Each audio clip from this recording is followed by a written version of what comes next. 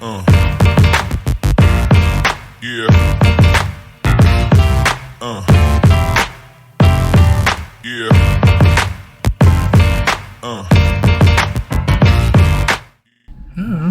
I think you hit it on accident.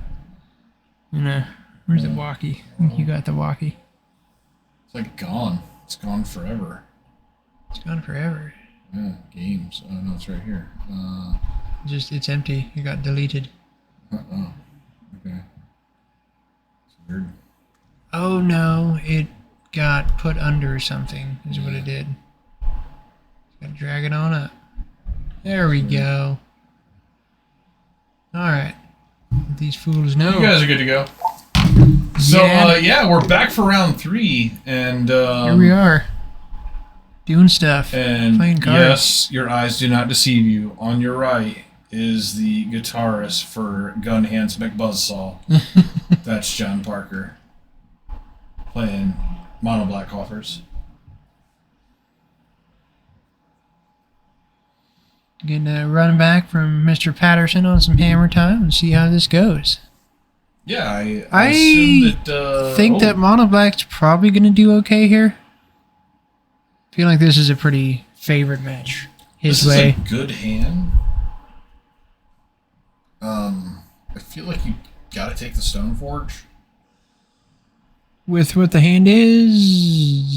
No, he disagrees. Well, it's one of those two. Yeah. It's one of those two. Maybe this is fair because he has no way to actually equip a thing now, and you feel the Mono Black deck is kind of playing a long game anyway. Oh, yeah. And then he immediately just gets that. Okay. Well, it's good that he got rid of the Pure Steel for sure. It is. That was the right call.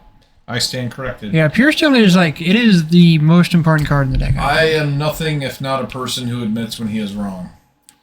Here's a derpy. I hate playing 0 mana dumbasses.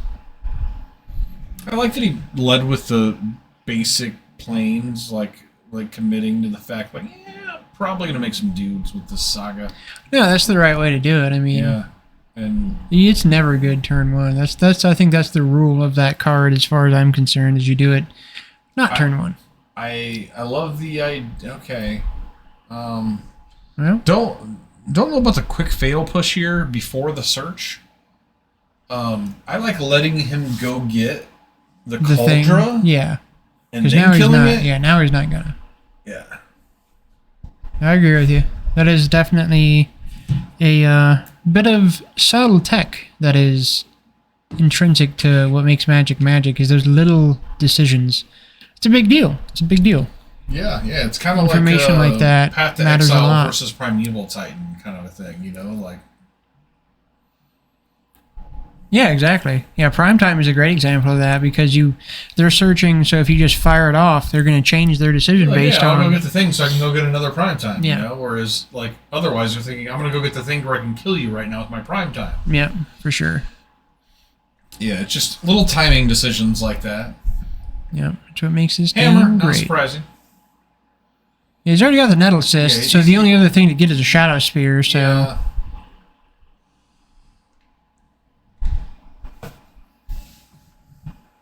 Although I like Shadow Spear. I would have probably gone for Shadow Spear because you need... The one thing we do know is this is a mono black deck that does not have a lot of ways to deal with artifacts. Yeah, that's pretty good. Let's get that out of there. Is this a Field of Ruin The old sighting? Field of Ruin, yeah. I still think that it doesn't just go... I don't think the card is bad defaultly in the format. I think that there's not a lot of decks that can afford to play it. It's slow. It is slow, for sure. That's the problem with it. It's just slow. Well, so I think I like it. I like it in a deck like this. And like I said, I think it's how well it fits where. Because now he can still have Fatal Push held up from the mana. Those kinds of things. It's slow, and another thing... I think that decks on average are playing fewer basics than what they ever have. And you might think, well, wait, wouldn't that make it better? Well, no, because that means that the deck you're playing it in doesn't have that many basics to go get yourself. Yeah, for sure. And that's why you're seeing it in a mono black deck exactly, right now. Yeah. Exactly.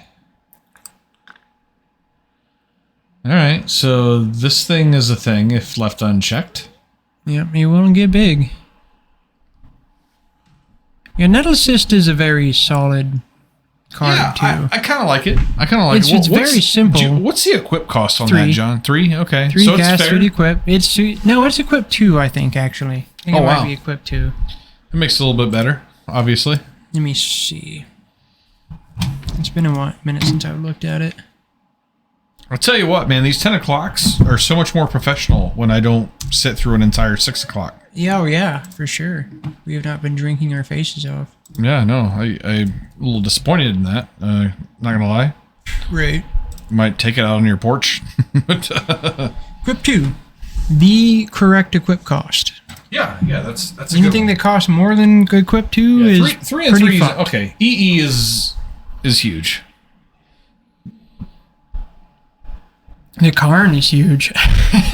EE's just going to clear this board, basically. Yeah. Yeah, Karn's a real guy. Well, Karn's gonna die, though. Is he? He's gonna die. Oh yeah, he is gonna die. He's gonna die. Yeah. He would have been. He would have been a dead. real thing, but not enough mana. Now he's a dead thing. Slaughter Pact. That fool is dead. Slaughter Pact. Come on, one time. You know, I was actually talking to Kyle earlier because we were talking about his zombie deck and removal. He's like, fill, push, feels kind of whatever. And I'm like, well, you're probably stuck with Dismember. And I'm like, you know what? You could try. Nobody's played this card. Ever. The Black fucking Force from MH1. Yeah. It's not very good, but... It's not very good. It's not very... Is it? So we had the conversation. It's not very good. It's not very good. But is it that bad? It's starting to show up in some sideboards. I don't know... I don't know. It's not gonna get like you just gotta kind of take it like it's not. I mean, it's definitely a sideboard card. Like it's not gonna get Hammertime. No. Like you look at it on this board and like it looks atrocious. No, it wouldn't do anything here because it has to. That's the goofy thing. It has to kill things that came in this turn. It has to kill a thing entering. Yeah, it's definitely. But it's weird. It's definitely a sideboard card. I think it's like good against living in. Oh, it'd be. That's actually kind of funny. Yeah, like that's actually hilarious. There are definitely spaces for it. Does it exile? It just it just blows up. Destroys. So it's just like a wrath. Yeah, it's weird. It is very weird. But it's fucked up though. That is weird and not great as that card is. We have actually seen more on camera of the Red Force from MH1 than that card. And that card's fucking atrocious. Yeah. Because we've seen Carmel play that like twice. And there's no world in which a at least somewhat playable removal spell is outshined by a fucking terrible thing that makes 2 sparks. Yeah, but that was like a meme. No, I know. It was when it happened. Shit. Oh, I don't know about this. Yeah, that is dead now. That is gone. Yeah, that's weird. Yeah, it's not how I would have gone, but at least attack first. That's how he went. Well, yeah. I mean, like, he was. Yeah, I guess it doesn't matter. Like, why would you attach it to the guy that protects other guys? Because everything else is gonna die.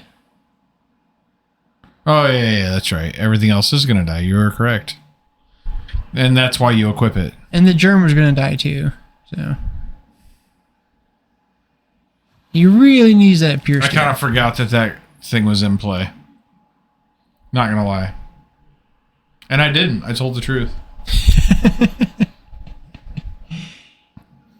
All right. Do you see anything over here? See what John's working with. Inquisition, Golos. Pretty sure it's still game 1, yeah. No Golos yet. Doesn't quite have the mana. Alright. Yeah, Coffers is a really fucking awkward card. It's a really awkward deck, man. Yeah, because that doesn't tap for mana. He's got 3 mana right now. Well, it does tap for mana. It taps for 3 mana. Yeah, it's even. It basically is a regular land now. At 3 mana, it's fucking awkward as fuck. Yeah. And if you have four lands and one of them is a Coffers, one of them is an Urborg, all of a sudden you've got excess mana. Like it's weird the way it works. Yeah. Inquisition. Yeah, he is stuck. If he wasn't stuck on mana here, he'd be in such fucking good shape. You just cast this, right? Yeah. Okay. And he's like, I'm done. Yeah. Yep. Yeah, that sucks, man. He just needed a land. That's all he needed. And he would have just ran away with that shit. That's a bummer. Yeah, and that's the thing. That's the danger of Coffers. We played it, and like that's exactly the what deck pissed is like me off about it. 90% land, and it loses to not having land. Like yeah, it's one of those decks that well, it's not a control deck, or it is more of a late game deck, and like it's really important to I think treat Coffers. You can't really treat it as a land. You got to kind of treat it more as a spell. Right. And it's also quietly, Urborg is actually the most important card in the deck to have in play. Yeah, for sure. I would like to see a version with Mind Stones. Yeah. To just smooth that out. Smooth out the mana.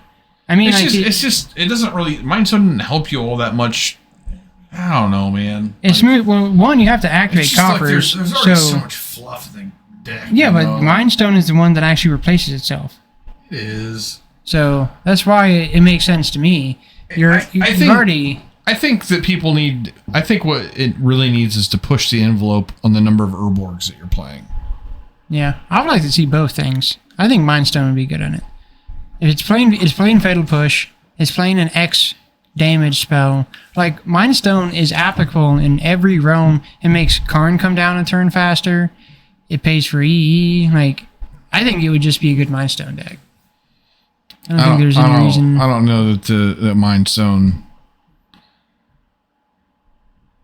gets there any these days. I'm just saying. I could be wrong. We just saw the deck lose to mana, so that's why. Yeah, and it's the only one that replaces itself. Yeah. The problem is the deck is built around a land that isn't actually a land drop until I know, but that's what the other thing turn about 4. Having a mana rock pays for the fucking thing's activation, too. You know, like yeah, it does, but you also have to take a turn off, and so like really, what you like if whatever you like if that Mind Stone was just a land, it'd just be better. I mean, fair enough. Play an extra land, you know. Sure, I mean, but you know what? That's also ramp, and there are things that you are ramping to in the deck, and if not, like, so you can play. Talismans in the deck would make sense too, but they don't replace themselves when they're dead. But Talisman's not just dead because you can play it, have black mana up for action, and it's still getting you there faster. I wouldn't play this deck because we already tried, and I thought it was trash. It's imperfect. That's the thing. You're registering this deck. You have to acknowledge you're registering an imperfect deck, and I think the biggest thing is you just have to know which hands are keepable and which ones aren't. Sure. And there's nothing wrong with that hand. I don't know. I think that's what would best smooth this deck out, and nobody's going to do it. Like, so to me, there was something wrong with that hand, and it didn't have Urborg. And like I feel like if that hand had Urborg in it, John runs away with it. John just runs away with that game. Oh yeah, no, he would have. I'm not disagreeing. I almost feel like you almost have to because what I think these decks are doing, they're playing like 2 Urborgs because they don't want to overdraw the legendary land, and I think you almost have to go the other way with it and say like, you know what, let's maybe go a little hard on the Liliana so we have like discard outlets to get rid of the excess lands that we don't need, but like I feel like you just can't play the game without Urborg. No, yeah, you have to have it.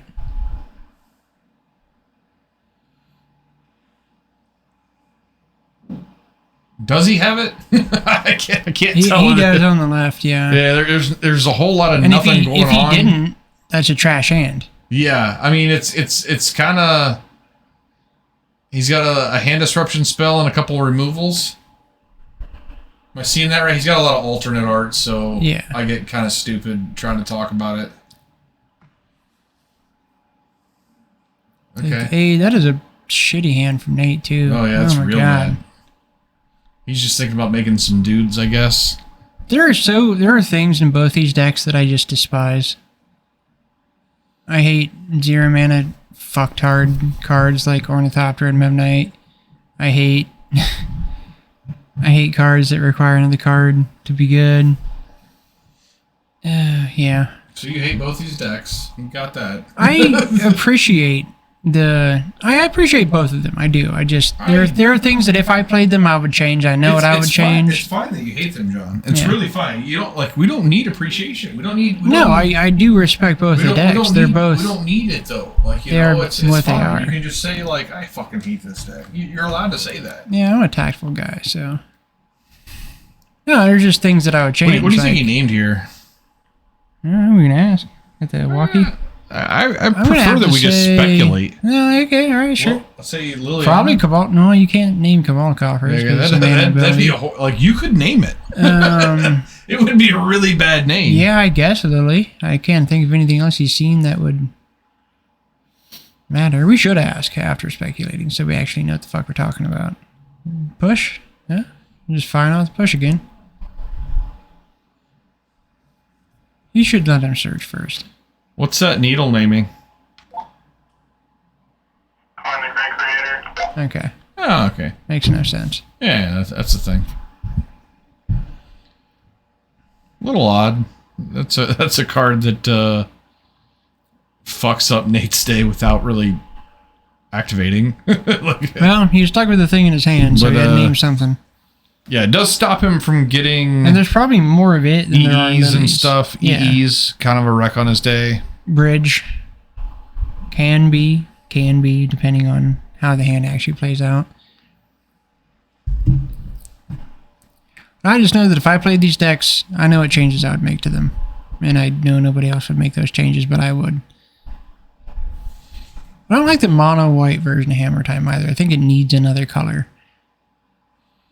Usually the second color is just for sideboard. Yeah. Well, I do think, I think blue is the right second color.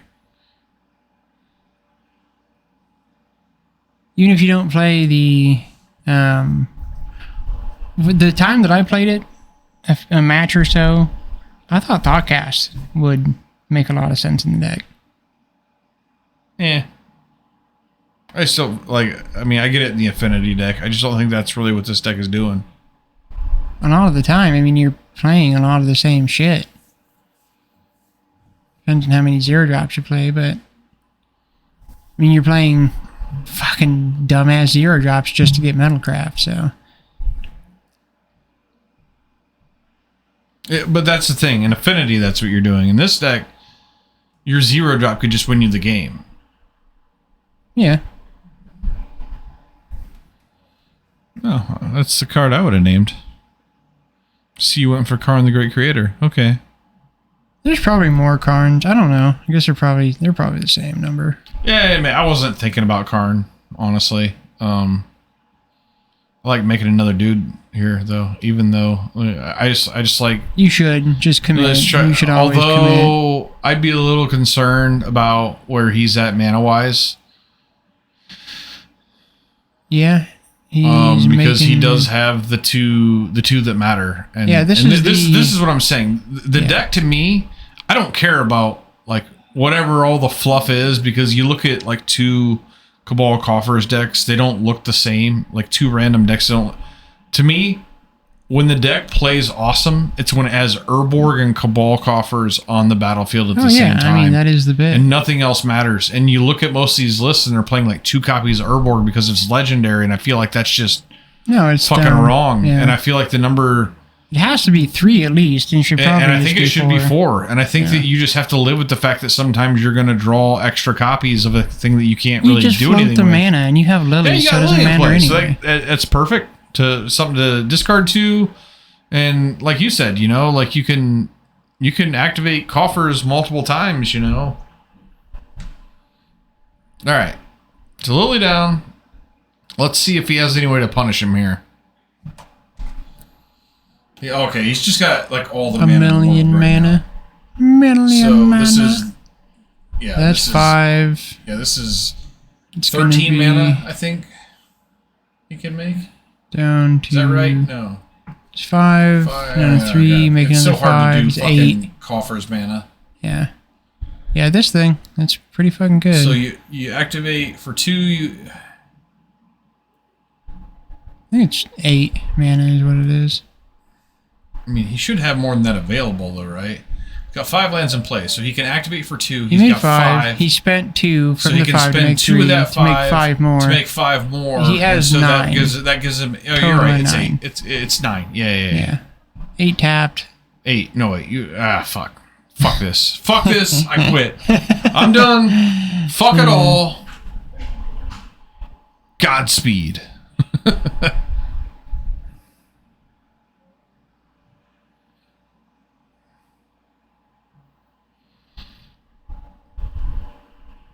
Well, I mean, you just lose now, right? Like I've said it before. This guy resolves, you lose. Most of the time, yeah. I've never seen it be anything else. I mean, if he could answer it right now, he might not. We can't. But this deck doesn't answer anything. It does not answer things. That is not what it does. Interesting to note, these things are 5s right now. And he could get them up to 6.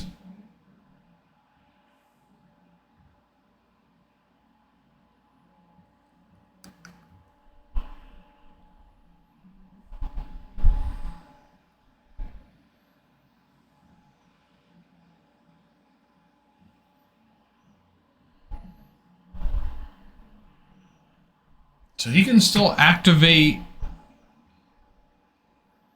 the land and get in with a couple 7/7s here. Yeah, and if he blocks, that's good. Do you activate the land here and just make it? May as well. Yeah, get He 2 ain't more blocking, in. Fuck it. so... He learned. He did. I like that he learned. That somehow untap the land? I don't think that's how that works.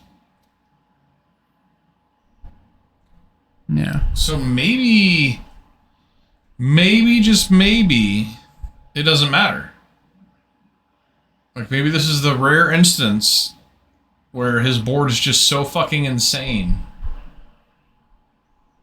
that the fact that he resolved this thing is just okay. As we see John tapping a kajillion mana. March.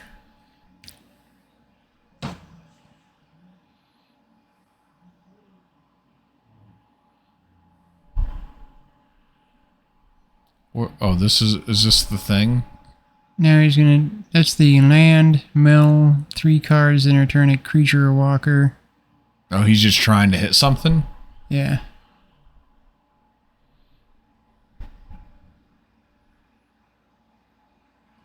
So he was hoping to hit another Archon, but... He got a Lily. Which is probably just not quite good enough. No. No, that leaves him exactly dead on board. No. It does. It does actually leave him dead on board. He has 5 left. He should. So he gains 3 from the attack. He lilies minuses. Oh, he's got this thing too. Because the dude edicts when he attacks as well. Yeah. But he can just get rid of the little slurm guy there. Yeah. I think that Nate's actually just got this. So there's a 3-point swing here. He gets rid of this, but he's going to be able to equip it on his turn. Yeah. And he is down to 5 now, but he can activate Ink Moth on his turn to get it back up to 6. Just equipping the thing is... Yeah, just equipping the thing is going to end up being lethal here.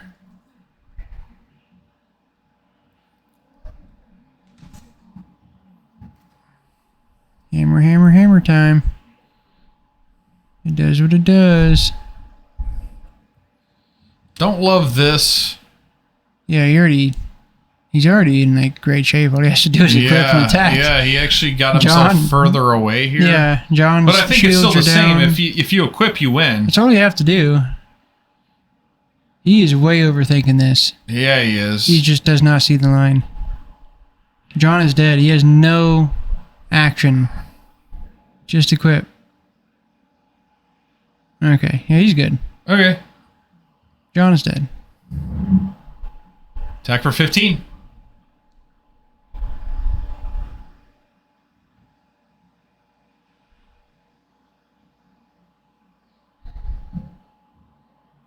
There it is. And match to Nate Patterson. Yep. And Another that point is a for 3-0. He was the first one this season to get a 3-0, and he gets another one right now. Keeps it going. So for the Invitational, it's at on the 6 o'clock. Everybody participating gets a choice of angel tokens or samurai tokens. You can take 2 angels or 2 samurai. And then you'll also get an art print that's a choice of the angel or samurai art. And this is for the Invitational? For the Invitational. Yeah. Right on. Tokens this time are angel or samurai. Yeah, I'd take the samurai. She's a sexy bitch. The angel's pretty sexy too.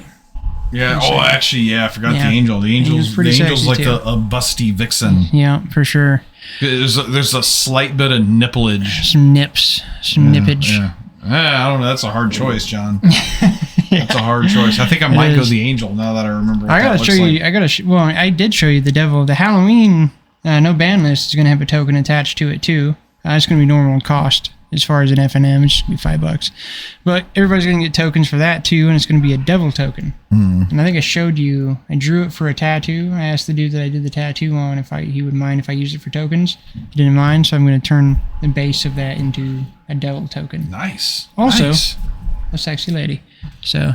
Yeah. For the Halloween, no ban list modern, just before the Invitational. The theme will be sexy bitches. Yep, for sure.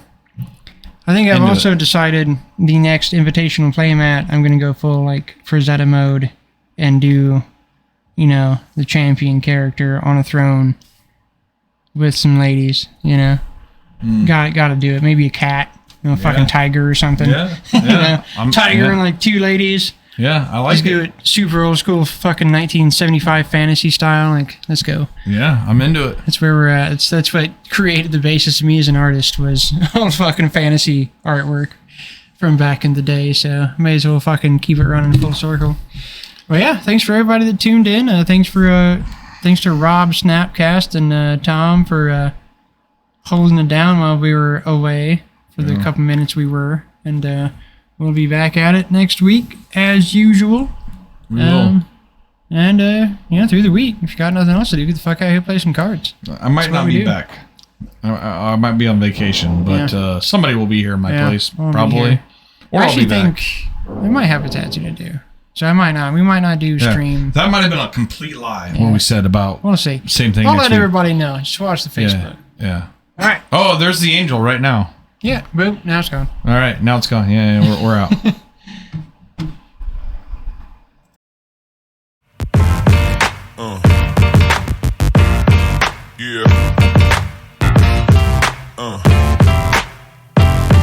Yeah.